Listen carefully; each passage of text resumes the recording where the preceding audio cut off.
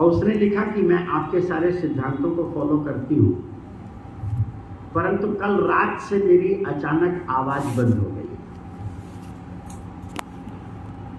और मैं बोल नहीं पा रही हूँ, मेरे गले से आवाज नहीं निकल रही।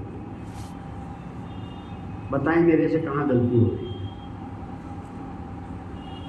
कैथरीन पॉन्टर कहती है कि मैंने बड़ा विचार किया और तब मैंने उसको लिखा कि देख, तेरे पास गले की कौन सी चीज ऐसी रखी है जो न तू यूज कर रही है न किसी को दे रही है।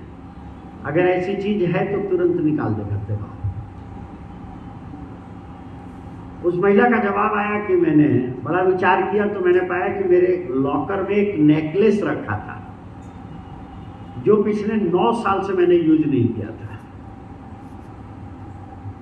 आपकी चिट्ठी पाते ही मैंने वो नेकलेस उठा करके चैरिटी कर दी।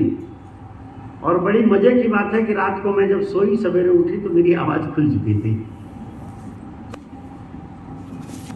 सत्संग हॉल में हम लोगों के यहाँ